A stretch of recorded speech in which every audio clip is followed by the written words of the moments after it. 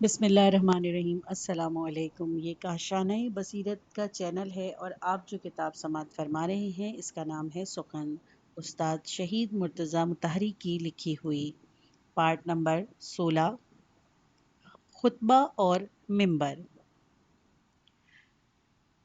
بسم اللہ الرحمن الرحیم۔ الرحمن علم القرآن، خلق الانسان، علمہ البیان۔ میں نے پچھلے لیکچر میں خطابت اور اسلام کے متعلق اور اس کے تغیر کے بارے میں گفتگو کی جو اسلام نے خطابت میں پیدا کیا۔ میں نے اس ضمن میں اس اسلامی حکم کا بھی تذکرہ کیا جس کے مطابق اسلام نے ایک خاص طرز کے خطبے کو اسلامی تعلیمات کا جزو قرار دیا ہے۔ گو ہمارے ملک میں خطبہ اور ممبر کا وجود فاجعہ کربلا کی وجہ سے ہے، لیکن چونکہ میں اس موضوع کے مختلف پہلوؤں پر گفتگو کرنا چاہتا تھا، اسی لیے اس ضمن میں نماز جمعہ کی بحث ناگزیر تھی۔ اس کے علاوہ میں نے ان آداب و قواعد کا بھی تذکرہ کیا تھا جو خطبہ جمعہ کے باب میں وارد ہوئے ہیں۔ مقصد یہ تھا کہ جب میں دوبارہ خطبہ کے بارے میں گفتگو کروں تو یہ بھی تجویز پیش کر سکوں کہ ہمیں آج بھی ان احکام پر عمل کرنا چاہیے۔ دنیائے شیعت میں خطابت کا واقعہ کربلا سے رشتہ۔ میں نے عرض کیا کہ ہمارے ملک میں خطبہ و ممبر کا وجود شہادت عظمیٰ کا ہی مرہون منت ہے۔ وہ کیسے؟ وہ ایسے کہ جیسے کہ ہم سب کو معلوم ہے کہ سید الشہداء امام حسین علیہ السلام نے اپنے زمانے میں مروجہ نظام کے خلاف تحریک چلائی اور شہید ہوئے۔ سید الشہداء سلام اللہ علیہ کی عزاداری کے بارے میں ایسی روایات آئی ہیں کہ کوئی شیعہ ان کا انکار نہیں کر سکتا۔ عزاداری شیعہ مذہب کے مسلمات میں سے ہے۔ ائمہ طاہر علیہ السلام نے بہت زیادہ تاکید فرمائی ہے کہ عاشورے کی یاد کو قائم رکھا جائے۔ شعراء کو ہدایت دی گئی کہ اس موضوع پر شعر کہیں اور لوگوں کو احساسات کو جھنجھوڑیں۔ جو لوگ عاشورے کی یاد سے متاثر ہو کر آنسو بہاتے ہیں ان کے اس فعل کو مقدس قرار دیا گیا ہے۔ بکثرت احادیث میں گریہ و بکا کی فضیلت آئی ہے۔ آج میں یہ احادیث سنانا نہیں چاہتا، لیکن اجملاً اتنا عرض کروں گا کہ کسی شیعہ کے لیے انکار کی گنجائش نہیں کہ ہمارے مذہب میں یہ حکم ہے۔ یہاں دو امور پر گفتگو کرنا ضروری ہے۔ ایک تو یہ کہ امام حسین علیہ السلام کا قیام کا فلسفہ کیا ہے؟ امام حسین علیہ السلام نے قیام کیوں کیا؟ ان کا قیام کا محرک کیا تھا؟ دوسرے یہ کہ ائمہ دین نے یہ تاکید کیوں کی ہے کہ امام حسین علیہ السلام کے قیام کی یاد ہمیشہ یاد رکھی جائے اور بھلائی نہ جائے؟ آخر عاشورے کے موضوع کو زندہ رکھنے کا فلسفہ کیا ہے؟ ہم شیعوں کے عقیدے کے مطابق دین کا کوئی حکم حکمت سے خالی نہیں، اسی لیے ان دونوں باتوں کی بھی حکمت معلوم ہونی چاہیے۔ اگر یہ حکمت معلوم ہو جائے تو اس وقت معلوم ہوگا کہ ان احکام کی کیا اہمیت ہے اور واقعہ کربلا سے متعلق احکام سے ہمیں کس قدر زیادہ فائدہ اٹھانا چاہیے۔ امام حسین علیہ السلام نے قیام کیوں کیا؟ اس کی تین طرح سے توجیہ کی جا سکتی ہے۔ ایک صورت تو یہ ہے کہ ہم یہ کہیں کہ امام حسین علیہ السلام کا قیام ایک معمولی واقعہ تھا جس کا مقصد معاذ اللہ محض ذاتی فائدہ حاصل کرنے کی کوشش تھا، مگر یہ ایسی توجیہ ہے جس کو کوئی مسلمان ہرگز پسند نہیں کرتا اور نہ تاریخی واقعات سے اس کی تائید ہوتی ہے۔ دوسری توجیہ وہ ہے جو اکثر عوام الناس کے ذہن میں آتی ہے۔ اس امت کے گناہوں کو بخشوانے کے لیے امام حسین علیہ السلام نے جان دی اور شہید ہوئے، یعنی آپ کی شہادت دراصل اس امت کے گناہوں کا کفارہ ہے۔ یہ بالکل ویسی بات ہے جیسے کہ عیسائیوں نے حضرت مسیح علیہ السلام کے بارے میں گھڑ لی ہے اور اپنا عقیدہ بنا لیا ہے کہ اپنی امت کے گناہوں کا کفارہ ادا کرنے کے لیے حضرت عیسیٰ علیہ السلام صلیب پر چڑھ گئے۔ بالفاظ دیگر امام حسین علیہ السلام اسی لیے شہید ہوئے کہ گناہ گاروں کو آخرت میں جو سزا ملنی تھی وہ نہ ملے، تاکہ لوگ آزادی سے گناہ کر سکیں۔ اس عقیدے کا مطلب یہی ہوا کہ امام حسین علیہ السلام نے دیکھا کہ کچھ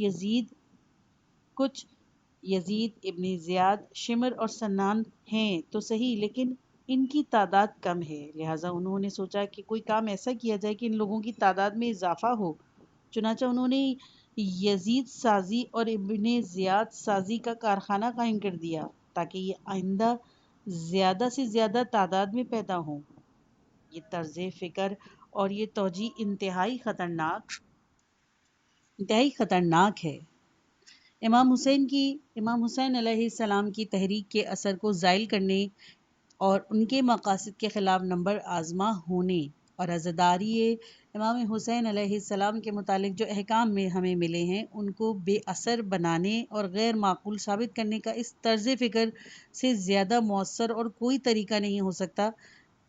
آپ یقین کریں کہ ہم جو اعمال کی بجاوری میں اتنے بے پرواہ اور لاابالی واقع ہوئے ہیں اس کی ایک وجہ یہی ہے کہ امام حسین علیہ السلام کی تحریک کی اتنی غلط توجہ کی گئی ہے، اور اس کا نتیجہ جو آپ دیکھ رہے ہیں۔ میں نے ایک وجہ کہا کیونکہ اور بھی وجوہات ہیں جن کا تعلق قومی اور نسلی پہلو سے ہے۔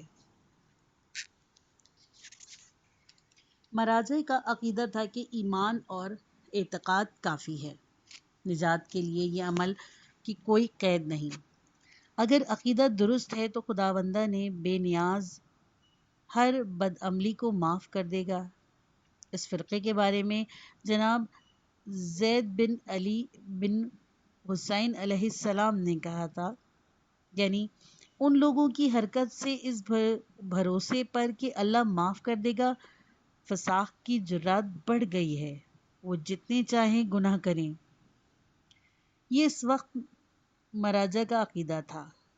شیعوں کا عقیدہ اس زمانے میں اس کے بالکل برعکس تھا، لیکن آج شیعہ بھی وہی کہتے ہیں جو زمانہ قدیم میں مراجع کہتے تھے۔ اس وقت تو شیعوں کا عقیدہ اس سے نصص قرآنی کے مطابق تھا، یعنی ایمان بھی ضروری ہے اور عمل صالح بھی۔ تیسری توجہ یہ ہے کہ دنیائے اسلام میں کچھ ایسے حالات پیدا ہو گئے تھے اور نوبت یہاں تک پہنچ گئی تھی کہ امام حسین علیہ السلام نے اٹھ کھڑے ہونے کو اپنا فرض سمجھا۔ ان کی رائے میں اسلام کی بقا اسی لیے کہ ان کا اپنا قیام ضروری اور ان پر فرض تھا۔ خلیفہ وقت سے ان کا اختلاف اور نظر سے اس بات پر نہیں تھا کہ تو خلیفہ ہو یا میں خلیفہ ہوں، یا تو جس منصب پر فائز ہے وہ مجھے ملنا چاہیے۔ اختلاف بنیادی اور اصولی تھا۔ اگر یزید کے بجائے کوئی اور شخص بھی یہی کام کر رہا ہوتا اور یہی روش اختیار کرتا تو امام حسین علیہ السلام اس کے خلاف بھی اسی طرح قیام کرتے، چاہے اس شخص کا سلوک خود امام حسین علیہ السلام کے ساتھ اچھا ہوتا یا برا ہوتا۔ یزید اور اس کے اعوان و انصار بھی امام حسین علیہ السلام کی ہر قسم کی اعانت کے لیے تیار تھے، بشرط یہ کہ امام علی مقام ان کاموں سے تعارض نہ کریں اور ان کی روش پر صاد کر دیں۔ اگر امام کوئی علاقہ مانگتے، مثلاً یہ کہتے کہ حجاز و یمن کی حکومت مجھے دے دو یا عراق یا خراسان کی حکومت میرے حوالے کر دو، تو وہ یہ علاقہ ضرور دے دیتے، بلکہ اگر امام چاہتے تو اس علاقے میں حکومت کا کلی اختیار بھی انہیں مل جاتا، جتنی چاہتے وصولی کرتے اور جس طرح چاہتے خرچ کرتے۔ اگر دل چاہتا تو کچھ رقم مرکزی حکومت کو بھیج دیتے اور نہ چاہتے تو نہ بھیجتے۔ مگر در حقیقت امام حسین علیہ السلام کی جنگ مسلک و عقیدے کی جنگ تھی، حق و باطل کی جنگ تھی، اور حق و باطل کی اس جنگ میں خود امام حسین علیہ السلام کی اپنی ذات کی حیثیت ثانوی تھی۔ آپ نے خود چند مختصر الفاظ میں یہ بات اپنے اصحاب پر واضح کر دی تھی کہ ایک خطبے میں آپ نے فرمایا، اور غالباً اس وقت فرمایا تھا جب حر اور ان کے ساتھی پہنچ گئے تھے، اس بنا پر یہ خطاب عام تھا۔ آپ نے فرمایا، کیا تم نہیں دیکھتے کہ حق پر عمل نہیں ہو رہا اور باطل سے اجتناب نہیں کیا جاتا؟ ان حالات میں ہر مومن کا فرض ہے کہ شہادت کے لیے تیار ہو جائے۔ آپ نے یہ نہیں فرمایا کہ امام کا فرض ہے کہ شہادت کے لیے تیار ہو جائے۔ آپ نے یہ بھی نہیں فرمایا کہ یہ حسین کا ذاتی فرض ہے۔ آپ نے فرمایا لِغَيْرَ الْمُؤْمِنُونَ، مطلب یہ ہے کہ ان حالات میں مومن کا کام یہ ہے کہ موت کو زندگی پر ترجیح دے۔ جب حق پر عمل نہ ہو رہا ہو اور باطل پر کوئی روک ٹوک نہ ہو تو ہر مسلمان بحیثیت مسلمان کے یہ اس پر فرض عائد ہوتا ہے کہ وہ اٹھ کھڑا ہو اور جام شہادت نوش کرنے کے لیے تیار ہو جائے۔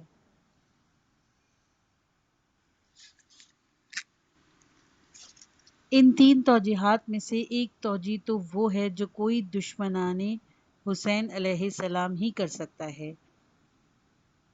ایک توجیہ وہ ہے جو خود حسین علیہ السلام نے کی ہے، یعنی یہ کہ وہ راہ حق میں اٹھے ہیں، اور ایک توجیہ وہ ہے جو ان کے نادان دوست کرتے ہیں اور جو ان کے دشمنوں کی توجیہ سے بھی زیادہ خطرناک اور گمراہ کن ہے اور حسین علیہ السلام کے مقصد و منشا سے بعید ترین ہے۔ رہا سوال کہ دوسرا حصہ کہ ائمہ دین نے مجالس غم برپا کرنے کی وصیت فرمائی، تو اس کی بھی وجہ وہی ہے جو ابھی میں نے عرض کی۔ امام حسین علیہ السلام نے نہ اپنی کسی ذاتی غرض کے لیے شہید ہوئے اور نہ امت کے گناہوں کے کفارے کے طور پر، انہوں نے اپنی جانیں عزیز قربان کی، انہوں نے تو راہ حق میں اپنی جان دی اور باطل کا مقابلہ کرتے ہوئے شہید ہوئے۔ اسی لیے ائمہ اہل بیت علیہ السلام نے یہ چاہا کہ امام حسین علیہ السلام کا مکتب شہادت باقی رہے اور ان کی تحریک زندہ رہے۔ شہادت امام حسین چونکہ حق و باطل کے مقابلے کی تحریک ہے، اسی لیے اسے ہمیشہ قائم و دائم رہنا چاہیے، ورنہ امام حسین علیہ السلام کو اس سے کیا فائدہ کہ ہم روئیں یا نہ روئیں، اور ہمیں خود بھی اس سے کیا فائدہ کہ پہلے تو بیٹھ کر روئیں پھر کپڑے جھاڑ کر چل دیں۔ ائمہ تو یہ چاہتے ہیں کہ قیام امام حسین ایک تحریک ہے اور ایک مشعل راہ کے طور پر ہمیشہ باقی رہے، کیونکہ یہ حقیقت دوستی اور حقیقت طلبی کا ایک چراغ ہے اور حق طلبی حریت اور آزادی کی پکار ہے۔ اس حریت و آزادی کی تحریک اور ظلم و استبداد کے مقابلے کی تعلیم کو باقی اور زندہ رہنا چاہیے۔ اس حکم کا نتیجہ یہ نکلا کہ خود ائمہ اطہار کے زمانے میں ہی انقلاب برپا ہو گیا اور خود امام حسین علیہ السلام کا نام ظالم کے خلاف انقلاب کا نعرہ بن گیا۔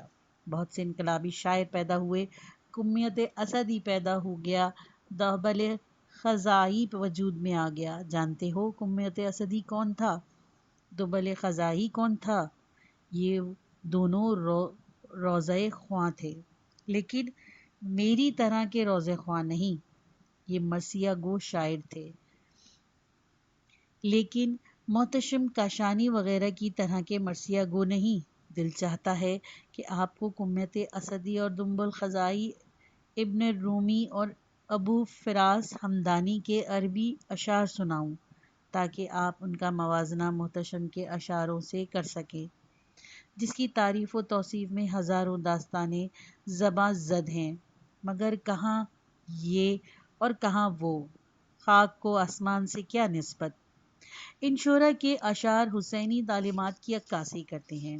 صرف کمیت اسدی کے اشعار بنی امیہ کے لیے پورے ایک لشکر سے زیادہ زر رساں تھے۔ یہ شخص کون تھا؟ ایک مرثیہ گو تھا، مگر ایسا مرثیہ گو نہیں کہ آ کر چند الٹے سیدھے اشعار سنائے اور کچھ روپے جیب میں ڈال کر چل دیا۔ وہ شعر کہتا تھا تو دنیا کو ہلا دیتا تھا، دربار خلافت پر لرزہ طاری کر دیتا تھا۔ عبداللہ بن حسن بن علی بالمعروف نے یہ عبداللہ محض کمیت کے جاندار اشعار سے ایسے متاثر ہوئے کہ انہوں نے اپنی کھیت کا قبالہ لا کر اسے پیش کر دیا۔ کمیت نے کہا، یہ تو کسی طرح ممکن نہیں کہ میں اسے قبول کر لوں، میں تو سید الشہداء کا مرثیہ خواں ہوں اور صرف رضا الہی کی نیت سے مرثیہ کہتا ہوں، میں پیسے کمانے کے لیے شعر نہیں کہتا۔ عبداللہ کے بے حد اصرار پر اسے ماننا پڑا اور اسے قبا لے دیا گیا۔ کچھ دن بعد کمیت عبداللہ بن حسن بن علی کے پاس آیا اور کہنے لگا، میری آپ سے ایک درخواست ہے، اگر آپ منظور کر لیں۔ عبداللہ نے کہا، ضرور منظور کر لوں گا، مگر بتاؤ تو صحیح بات کیا ہے۔ کمیت نے کہا، پہلے آپ پختہ وعدہ کیجئے، پھر بتاؤں گا۔ غرض عبداللہ نے وعدہ لیا اور شاید قسم بھی کھا لی۔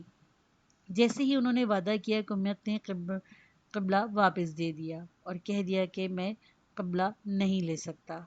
ایک اور موقع پر بنی ہاشم نے کچھ روپے جمع کر کے اسے دینے چاہے، ہر ممکن تدبیر کی، مگر اسے نہ لینے تھے، نہ لیے۔ صاف کہہ دیا کہ یہ قطعی ناممکن ہے کہ میں آپ سے روپے لے لوں۔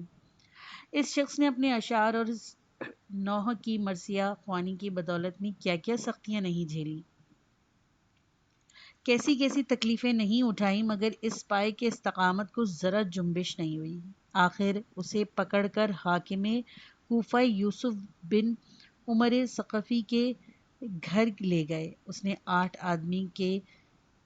آدمی اس کے بدن پر چرچا لگانے کے لیے مقرر کر دیے۔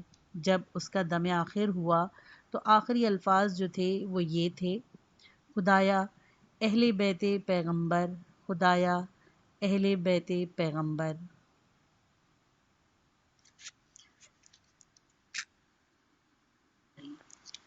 دبل بن علی خزائی کو آپ جانتے ہیں؟ وہ کہتا تھا کہ میں 50 سال سے خانہ بدوش ہوں۔ ان مرثیہ گو شعراء کی ادبی قدر و قیمت کا اندازہ کیوں کر لگایا جا سکتا ہے کہ جن کی تربیت خود ائمہ علیہ السلام نے کی ہو۔ یہ صرف مرثیہ گو اور مرثیہ خواں ہیں۔ یہ مرثیہ کہتے ہیں لیکن ان کے مرثیوں میں نوحہ بین نہیں تھا۔ وہ زرمیے مرثیے کہتے تھے۔ ان کے قصیدے ایک انقلابی مفکر کے مقالات کی طرح پر اثر تھے۔ انہوں نے سید الشہداء امام حسین علیہ السلام کے زیر سایہ بنی امیہ اور بنی عباس پر ایسی سخت اور کڑی تنقید کی کہ انہیں خون کے آنسو رلوا دیے۔ آپ نے ضرور سنا ہوگا کہ متوکل نے حکم دیا تھا کہ امام حسین علیہ السلام کی قبر کو زیر آب کر دیا جائے اور کسی کو ان کی قبر پر جانے کی اجازت نہیں دی جائے۔ اگر کوئی وہاں جائے تو اس کا ہاتھ کاٹ دیا جائے، اور اگر کوئی حسین بن علی علیہ السلام کا نام لے تو اسے سزا دی جائے۔ آپ ضرور سوچتے ہوں گے کہ متوکل کسی نفسیاتی الجھاؤ میں مبتلا تھا اور اس وجہ سے نام حسین علیہ السلام سے غیر معقول دشمنی اور بے سبب کینہ رکھتا تھا۔ نہیں جناب، یہ بات نہیں تھی۔ ائمہ اہل بیت علیہ السلام نے عزاداری حسین علیہ السلام کے بارے میں جو تاکید کی تھی، اس کے اثر اور کمیت اور دبل جیسے شعروں کے پیدا ہو جانے کی وجہ سے امام حسین علیہ السلام کا نام میں وہ تاثیر پیدا ہو گئی تھی کہ ان کا نام ہی متوکل کے باپ کا زوال کا سبب بن گیا تھا۔ متوکل صرف صاف دیکھ رہا تھا کہ ان میں سے ہر شاعر اس پر ایک لشکر سے زیادہ بھاری ہے، اور حسین کی شہادت کے بعد اس جیسے لوگوں کے منصوبے خاک میں ملانے کے لیے اتنے ہی کافی ہیں جتنے اپنی زندگی میں تھے۔ کیونکہ ائمہ اہل بیت علیہ السلام کی اس ہدایت اور اس حکم نے سید الشہداء کی یاد کو قائم رکھا جائے، ان کے نام کو ظلم کے خلاف ایک نظریے اور ایک عقیدے کی شکل دے دی تھی۔ اسی لیے متوکل خوب سوچ سمجھ کر اس کے در پہ تھا۔ اس نظریے اور اس عقیدے کو بالکل ختم کر دیا جائے۔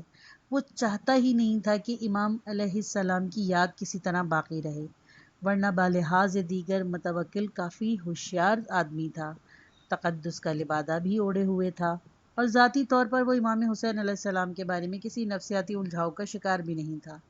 مگر وہ یہ دیکھ رہا تھا کہ مرثیہ خوانی نے ایک ایسے نظریے کی شکل اختیار کر لی ہے کہ اب متوکل نہیں رہ سکتا۔ اور بھی بہت سے قصے ہیں، اگر ان کو جمع کیا جائے تو معلوم ہوگا کہ سید الشہداء کے مرثیہ گو جب تک تعلیمات ائمہ کی پیروی کرتے رہے، معاشرے میں ان کا کردار لائق صد تحسین رہا۔ ان باتوں کو اگر سمجھ لیا جائے، اور ان کا سمجھنا بھی ضروری ہے، تو پھر عزاداری حسین سے صحیح استفادہ حاصل کیا جا سکتا ہے۔ پھر بھی میں یہ کہوں گا کہ باوجود تمام کوتاہیوں کے سید الشہداء کی نسبت آج بھی لوگوں کے جذبات و احساسات حقیقی اور پاک ہیں۔ اگرچہ کچھ لوگ جن کی نیت بری نہیں، جب یہ دیکھتے ہیں کہ عزاداری کا مطلب غلط سمجھ لیا گیا ہے تو وہ کہتے ہیں کہ بہتر ہے کہ اب اس قصے کو ختم ہی کر دیا جائے، کیونکہ لوگ محض اس لیے گریا و بکا کرتے ہیں کیونکہ انہوں نے یہ سن رکھا تھا کہ اس طرح گناہ معاف ہو جاتے ہیں، اور اگر یہ بات نہ ہو تو وہ قطعاً نہ روئیں۔ لیکن یہ غلط فہمی ہے، حقیقت نہیں۔ کسی کو لالچ دے کر رلایا نہیں جا سکتا۔ اگر آپ کو یقین نہ آئے تو کچھ لوگوں کو جمع کر کے ان سے کہیے کہ کسی اور شخص کے لیے، مثلاً شاہ عباس کے لیے ذرا آدھا گھنٹہ بیٹھ کر روئیں، تو ہم ہر ایک کو ہزار تو مان دیں گے۔ کیا ایسا ہو سکتا ہے؟ رونے کے لیے احساس کی ضرورت ہوتی ہے۔ جب تک آدمی متاثر نہ ہو اسے رونا نہیں آتا۔ آدمی اس وقت رو سکتا ہے جب وہ غمگین ہو یا اس کے دل میں تڑپ ہو۔ سید الشہداء کی نسبت لوگوں کے جذبات واقعی ایک طرح سے حقیقی ہیں۔ لوگوں کو امام حسین علیہ السلام سے سچی محبت اور عقیدت ہے، اور وہ دل سے ان کے لیے آنسو بہاتے ہیں۔ محرم اور سفر کے مہینوں میں ڈھیروں آنسو بہائے جاتے ہیں۔ جب تک غم و انداؤ نہ ہو، عشق و محبت نہ ہو، احساس و جذبات نہ ہو، رونا نہیں آتا۔ یہ جذبات قیمتی اور بڑے قیمتی ہیں، مگر ابھی تک ہم نے ان جذبات سے جیسا کہ چاہیے ویسا فائدہ نہیں اٹھایا، کیونکہ ہم ان جذبات سے پورا فائدہ نہیں اٹھاتے۔ یہ ایک الگ بات ہے۔ ہمارے پاس بہت سی چیزیں ہیں جن سے ہم فائدہ نہیں اٹھاتے۔ ہمارے یہاں دریا کارواں ہے جس سے ہم ابھی تک فائدہ نہیں اٹھایا، تو کیا یہ کہا جا سکتا ہے کہ دریائے کارواں کسی کام کا نہیں؟ صدیوں سے ہمارے یہاں زیر زمین تیل کے ذخائر تھے جن سے ہم نے فائدہ نہیں اٹھایا۔ ہمارے ملک میں ہزاروں معدنی ذخائر تھے اور ہیں جن سے ہم فائدہ نہیں اٹھا رہے۔ اگر ہمارا ملک چاہتا ہے کہ وہ خوشحال ہو اور زیادہ ترقی پر آگے بڑھے، یہاں تعلیمی اور صنعتی لحاظ سے پیش رفت ہو، حریت و آزادی کی راہ پر لگے، تو بہترین اور آسان طریقہ یہ ہے کہ، بلکہ یہ کہوں گا کہ واحد طریقہ یہی ہے کہ سید الشہداء کے بارے میں لوگوں کے سچے جذبات سے استفادہ حاصل کیا جا سکے۔ ایران میں اسلامی انقلاب برپا کرنے کے لیے یہی نعرہ بلند کیا گیا تھا، لحظت ما حسینی رہبر ما خمینی۔ یہ جذبات حقیقی ہیں اور ایک ہستی کے بارے میں ہیں جو قرارداد واقعی ان کی مستحق تھے اور جس کا پیش کردہ نظریہ بہت بلند اور عظیم ہے۔ ہم اپنے دین و مذہب کی ہدایت پر عمل کیوں نہ کریں؟ یہ تو بڑی اچھی ہدایت ہے جس پر ضرور عمل کرنا چاہیے اور اس سے فائدہ اٹھانا چاہیے۔ بہرحال خطبہ و منبر کا جو ہمارے یہاں رواج ہے، وہ نتیجے میں کربلا کے اندوناک واقعے اور اس کا ائمہ اطہار نے عزاداری سید الشہداء کی تاکید فرمائی ہے۔ یہ عزاداری ہی کی برکت ہے کہ مجالس میں فہمیدہ اور متعدین اشخاص کی تقریریں ہوتی ہیں۔ اب چونکہ سید الشہداء کا نام پر مجالس ترتیب دی جاتی ہے اور انہی کے نام پر لوگ جمع ہوتے ہیں، تو کیوں نہ ہم اس موقع سے ایک اور فائدہ اٹھائیں اور کیوں نہ ضمناً ایک اور اصول پر بھی عمل پیرا ہوں۔ وہ اصول امر بالمعروف اور نہی عن المنکر کا ہے۔ اس طرح امام حسین علیہ السلام کے دو ممبر ہوں گے، ایک ممبر تو مرثیہ خوانی اور مظلوم کی حمایت اور ظالم کی مخالفت میں اظہار جذبات کا، جس کا اگر صحیح استعمال ہو تو وہ تمام عظیم آثار مرتب ہوں گے جن کا میں نے پیشتر ذکر کیا، اور دوسرا ممبر امر بالمعروف اور نہی عن المنکر کا۔ ہمارے ملک میں رشد و ہدایت کا جو سلسلہ جاری ہے، وہ جو کچھ زبانی امر بالمعروف اور نہی عن المنکر ہوتا ہے، وہ سب حسین بن علی علیہ السلام ہی کے مقدس نام کے طفیل سے ہے۔ یہ نہایت مناسب طریقہ اور بہت مستحسن رواج ہے۔ یہ بہت اچھی بات ہے کہ ممبر حسین علیہ السلام ضمناً کچھ نہ کچھ امر بالمعروف اور اصول و فروع دین کی تعلیم کا کام کیا جاتا ہے۔ امام اور حسین بن علی علیہ السلام کے بارے میں لوگوں کے جو حقیقی جذبات ہیں ان سے قدر استفادہ کیا جاتا ہے۔ جس قدر لوگ حسین بن علی علیہ السلام کے نام پر جمع ہو جاتے ہیں، اتنے کسی اور کے نام پر جمع نہیں ہوتے۔ اسی لیے یہ تو بہت اچھی بات ہے کہ اس طرح کا دستور موجود ہے۔ اب یہ کہ اس پر کس طرح عمل ہوتا ہے، یہ موقوف ہے۔ ذاکر اپنی لیاقت، اپنی قابلیت پر اور اس پر کہ وہ عقائد اور اصول دین بیان کر سکتا ہے، لوگوں کو پند و نصیحت کر سکتا ہے، حرام و حلال کی کو سمجھا سکتا ہے، لوگوں کو ان کے دینی اور دنیاوی مفادات سے آگاہ کر سکتا ہے۔ لوگ بہرحال حسین بن علی علیہ السلام کی برکت سے سننے کو تیار ہیں۔ اب یہ ذاکر پر ہے کہ ان سے حقائق کو بیان کرنے کی قابلیت ہے یا نہیں۔ جب یہ صورت ہی ہے تو پھر یہ ضروری ہوا کہ اس معاملے پر مناسب غور و فکر کر کے ہر دو پہلو سے اس کی اصلاح اور تدبیر کی جائے، مرثیہ خوانی کے پہلو سے بھی اور لوگوں کی ہدایت و ارشاد کے پہلو سے بھی۔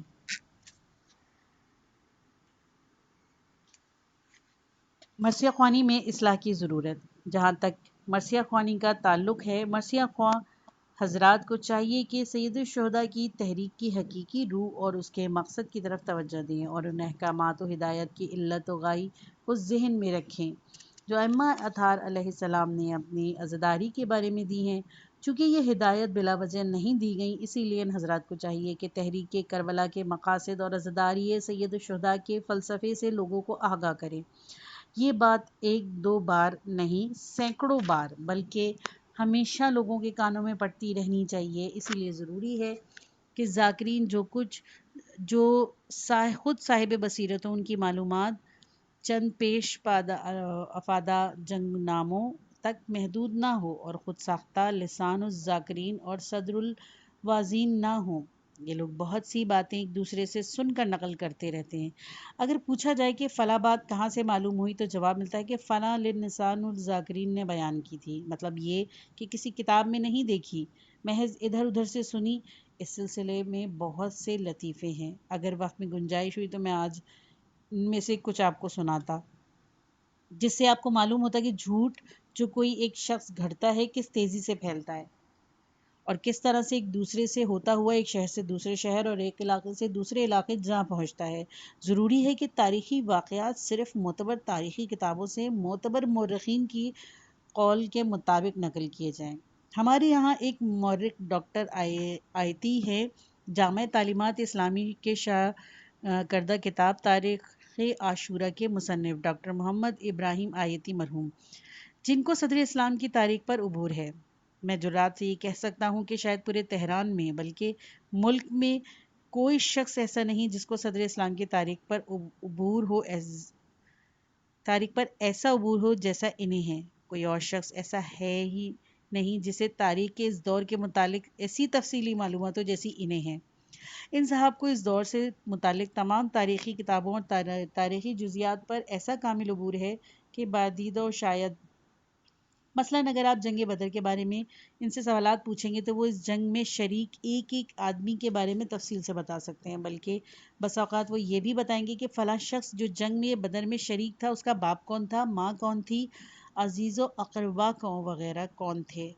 جو بات یہ صاحب کہتے ہیں سند ہوتی ہے، لیکن اب اس کا کیا علاج کہ آپ تہران کو تحقیقی بات سننے کی عادت ہی نہیں ہے۔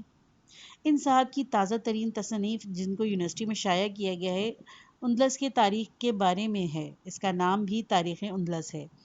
اس میں تاریخ اسلام کے ایک ایسے حادثے فاجعہ کے ذکر ہے جس کے بارے میں ہم مسلمانوں خصوصاً ایرانیوں نے بڑی کوتاہی سے کام لیا۔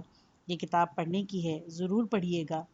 بہرحال یہ ذکر تھا کہ قیام حسینی کا مقصد عزاداری کے فلسفہ ممبروں سے بار بار بیان ہوتے رہنا چاہیے تاکہ وہ فائدہ مرتب ہو اور مقصد حاصل ہو، جس کے لیے امام زین العابدین علیہ السلام، امام باقر علیہ السلام، امام صادق علیہ السلام اور امام کاظم علیہ السلام عزاداری کی تلقین کرتے رہے تاکہ کمیت اور دابل جیسے شاعر پیدا ہوں اور ان کے مرثیوں سے وہی پہلے ہی جیسے نتائج برآمد ہو۔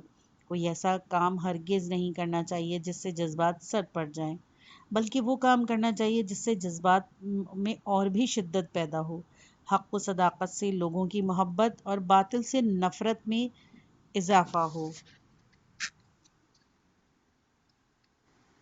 مثال کے طور پہ چند اشعار ملاحظہ فرمائیں۔ کس کی یارب یہ صدا ہے کہ فضا ہے خاموش، میں حسین ابن علی بول رہا ہوں اے جوش، بخش دے آگ میرے سرد عزاداروں کو، ہاں جگہ ڈاب میں سوئی ہوئی تلواروں کو۔ اے قوم وہی پھر ہے تباہی کا زمانہ، اسلام ہے پھر تیری حوادث کا نشانہ، کیوں چپ ہے اس شان سے پھر چھیڑ ترانہ، تاریخ میں رہ جائے گا مردوں کا فسانہ، مٹتے ہوئے اسلام کا پھر نام جلی ہو، لازم ہے کہ ہر فرد حسین ابن علی ہو۔